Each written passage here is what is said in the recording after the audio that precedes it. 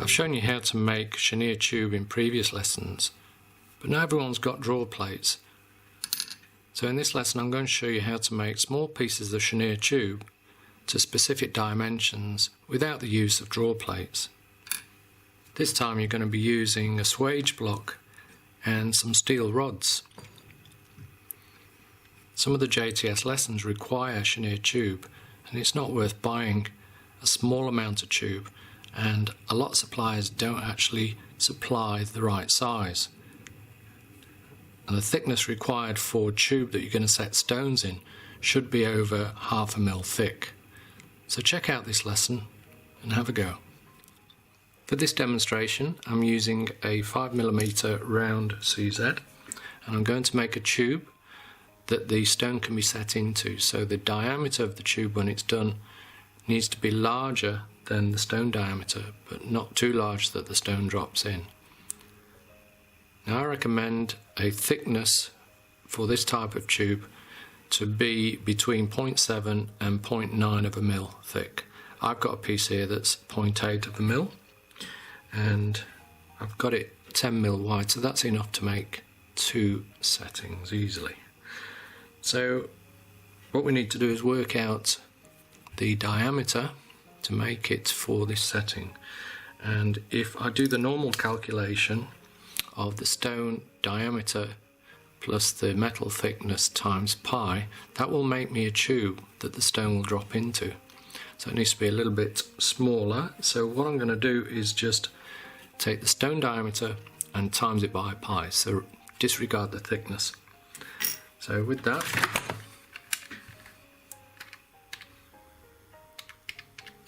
5 times 3.14 is 15.7. So I'm going to actually bring it down a fraction, so I'll bring it down to 15mm. Now that is because I'm going to be stretching the tube later on to get it to the perfect size. So we might need to just do a little adjustment if it is too small and we have to work on it too much to get it to open up for the right size. So we'll discuss this later on once the tube's made up, but for now it will be 15mm. So I'll set my dividers.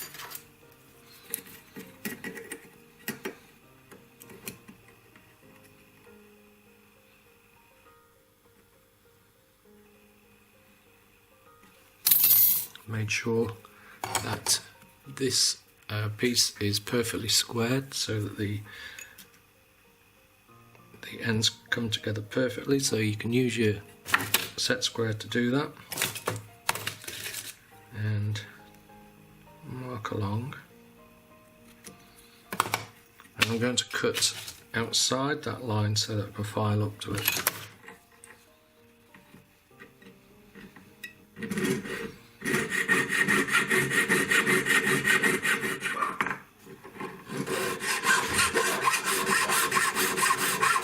I can still just see the scribe line there, so I'm going to leave it at that because I need to just change the angle, and that is because, I'll just show you in a minute, that when the two ends come together they don't come together straight because it's going to be formed into a circle. They come together at a slight angle, so we need to file up to allow for that.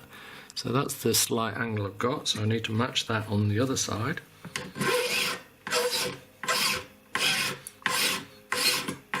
Make sure that the pieces are annealed, and I do recommend the first one you do it in copper because it's softer and you'll manage it a lot easier with copper.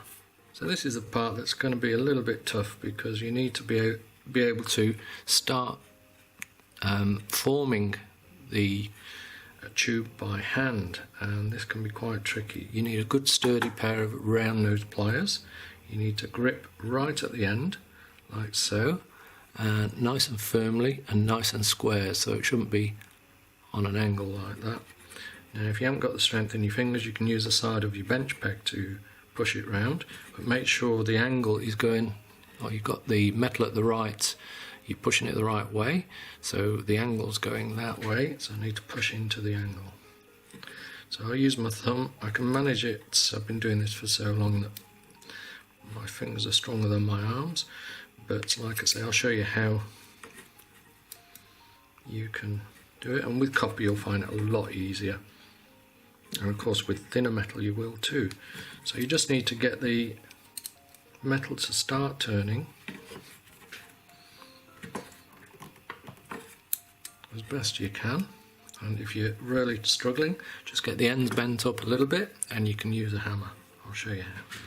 So I've got my chasing hammer here and just tapping it around like so, and we want to try and get them to come together nice and parallel. So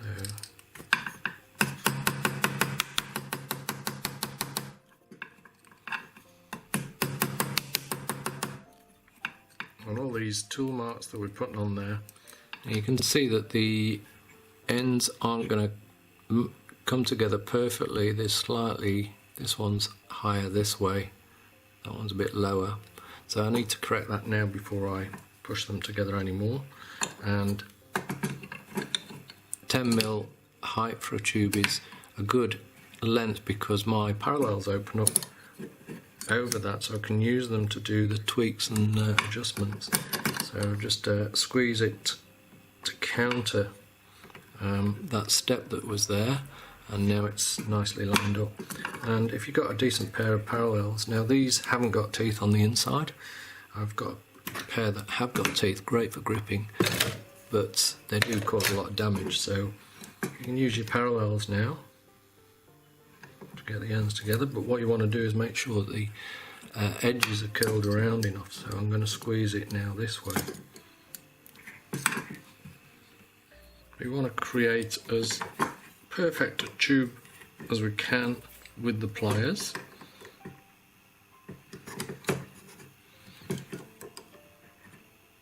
So you can see it's going sort of teardroppy shape there, so I need to make an adjustment and just squeeze the ends down. You can put masking tape on your pliers to try and minimise the tool damage. These aren't doing such a bad job.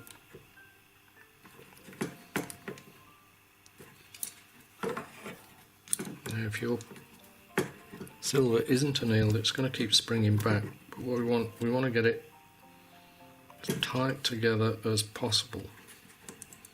It's going to be very difficult to create a perfect tube if you're filling the seam with solder. So we need minimum solder, and if the angle's not correct when you're filing the ends, then it's not going to meet up too well, and that's easy enough to sort out. So what we do is we just run a saw blade right through the seam. So that's not too bad, it's together nice and tight there. It's very unlikely you'll get it perfect without doing this, so just carefully cut through.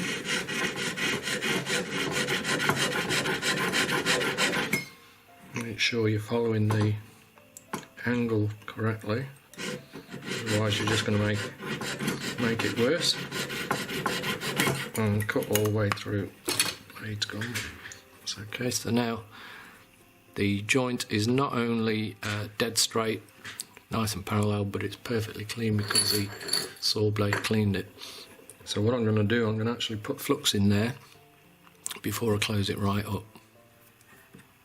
So this ensures that the flux goes right on the surface where the solder's going to go, but before I use my pliers, again I'm just going to wipe off the flux on the surface, otherwise there's a chance my tools will start rusting.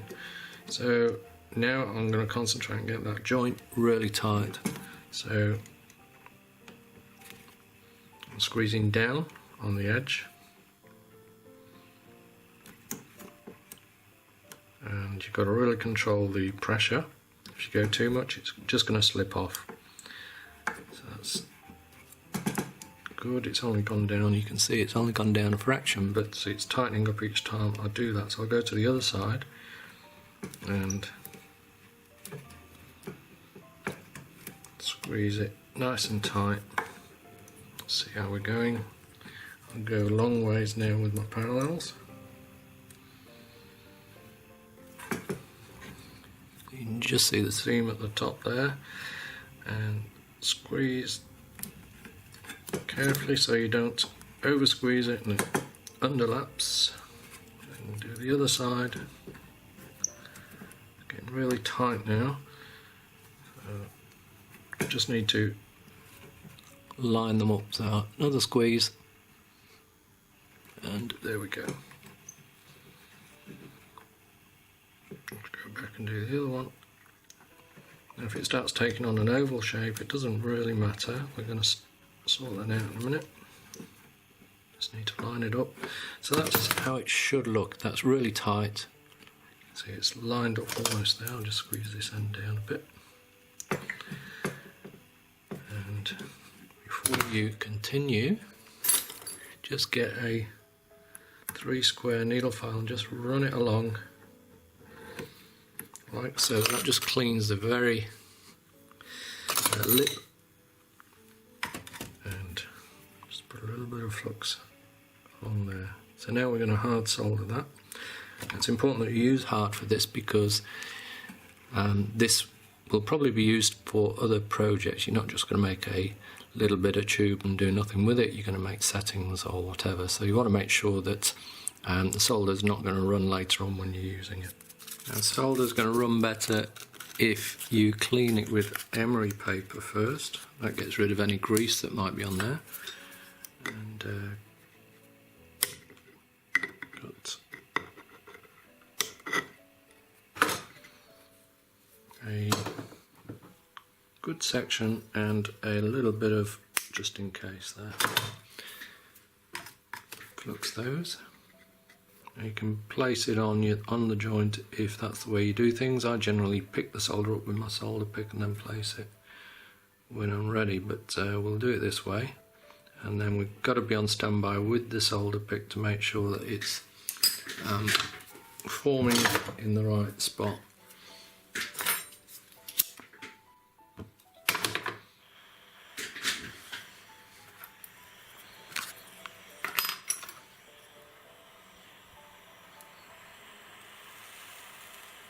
So just move it around as the flux starts to dry out. Sometimes it bubbles and it throws the bit of solder around, but that is lined up right on the joint at the moment. Now don't be tempted to hold the tube with a spring-loaded third hand across that way, because as it reaches temperature the metal becomes quite weak and it can collapse. So the way I'm holding it is how it should be done. So just get it up to temperature, make sure that the solder runs right the way along. I'll just put me a little reserve bit on the end there. I don't mind if it's a bit lumpy on top just here, that's alright, I can file that off. I need to make sure that the solder is all the way along there.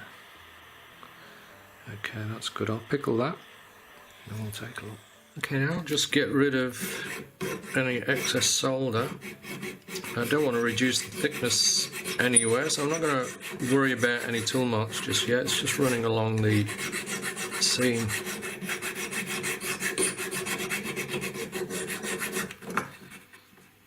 Okay, so that's how it's looking. Hopefully, if you got it right, you should have a tube that's almost round. It doesn't matter if it's not perfectly round, but you need to be able to get a stake in there now, and if it's too oval to get a stake in there, then you can just use your hammer and tap it into a more reasonable shape like so. So work on getting it as round as possible. So now we're going to make it perfectly round and ready for setting. To do that, we need to find a stake that you can fit inside quite comfortably. So what I've got here is a box of my old stakes. There's all sorts in there. It's from a hinge. This is a broken file. Drills, you can find pretty much all your diameters if you get a set of drills and just use the this part here. So I found a piece of steel that goes in comfortably. There's plenty of movement there, but we can start off by using this one. I'll just show you where the stone sits on it first. You can see that looking straight down you can see the setting. That's how you want it. You don't want to see too much of the setting, but as it is now I can just open it up to the perfect size. You're going to need a swage block. That's this block here. Mine's old and tatty now and full of tool marks. I really need to upgrade it, but very good piece of kit to have. So find a gully that the tube fits into nice and comfortably. If it's too tight like that one, then the edges are going to score your work and make a mess of it. So it must fit in, and you must be able to move it around there. So the steel stake will stop the tube collapsing whilst you do this, so you can work on getting a more reasonable shape. Nice little rapid taps will do it, and you can see already it's starting to get to the right shape, but we need to open this out a little bit. So the best way of doing that is to bring it out of the swage block, and we can just work on stretching the metal, hardening it and flattening it as well. So this is a really good technique if you're just going to make a few settings. Save you heaps on buying tube. And I quite like making absolutely everything when I'm hand making a ring. So if you can upgrade to a slightly larger stake, then it's going to be a lot more efficient. So I'm just going to hunt around and see if I can find a bit of steel. Might have to be a drill or something. That is, at the moment this one is 3.5, so I can find something around about 3.7, 3.8. Then it's going to get me to my goal a lot quicker. So you can see there's a bit of movement there, so it's just going to take a little bit longer to stretch it up. I'll just see what I can find.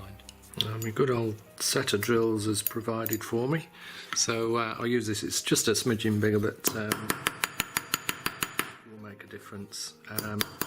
Your needle file handles are generally around about 3.5 mil, and I've got lots of other stakes that are 4 mil, so it's pretty tricky finding one between those sizes. But anyway, this is doing the job, so we'll have a check in a minute and see where the stone lies.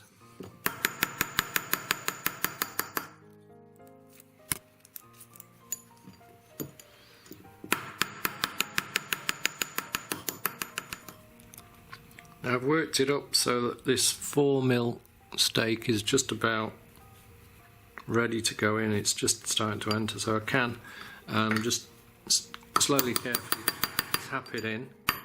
And as I'm doing that, I can just hammer around and work it in a little bit more. Now if the metal's not quite ready for this and you're really forcing the stake in, then it could split or compromise the seam, so don't force it unnecessarily. Make sure the edges, there's nothing on the edge there that would scrape along the inside of the tube and make it look tatty.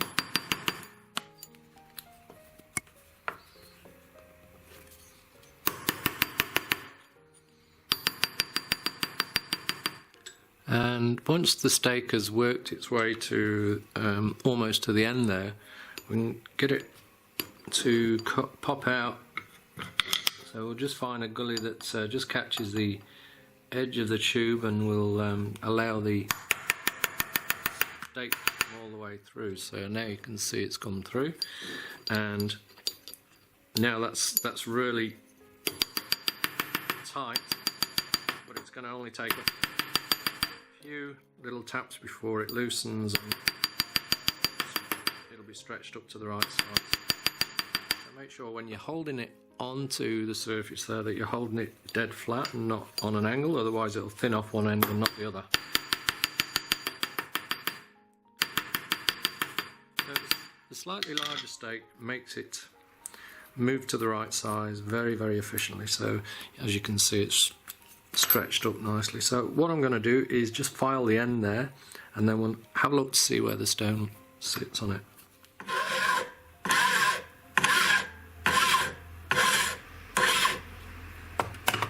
Okay, and just tidy up the surface as well, just run some emery paper around it. So there's the tube. I'll show you how the stone looks when it's on top. So you can see metal around, so that metal will be pushed onto the stone. Nice easy way of setting. You'll see that in a lot of my lessons. Ideally, I do like a little bit more metal to be shown for this type of setting.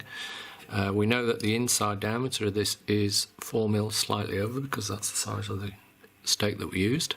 The outside diameter, ideally for this 5mm stone, I would like a little bit more than 6mm outside diameter, but with this we've just got a fraction under 6mm. I can still use it, but when we did the calculation, the diameter of the stone times pi, and it gave us the calculation, I deducted the 0.7, and I would recommend you just keep that 0.7 on there, and you'll find it will come up a fraction bigger. It'll be a lot easier to get to the end size that we've got there. So that's how you make tube in short lengths without a draw plate.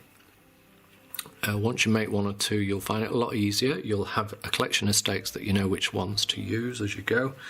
So the first one's always difficult to do. Now, for making settings where you don't want to see the tube when you put the stone on, for things like claw settings, then you don't need to make tube as thick as we just made. It can be 0.5 of a mil thick, and it's so much easier making tube when it's that thin. So this I made, and the calculation I used, you can see I've not finished it, but the calculation I used worked really well. So as you can see, put the stone on top, you can't see the setting, so when this claw's soldered onto that, it'll be perfect for a claw setting. So the calculation for that was pretty much the same as 5mm, or whatever the stone diameter, times pi. In this case, because we need it slightly smaller, I deducted 15%, and that's what I got. So that's allowed me, if I soldered that and finished it and tapped it to perfect round, it'll just budge it out a little bit, but it'd still be just right, I reckon. So that's how you do that one. So that's the two techniques for making tube in short lengths without draw plates. Hope you enjoyed.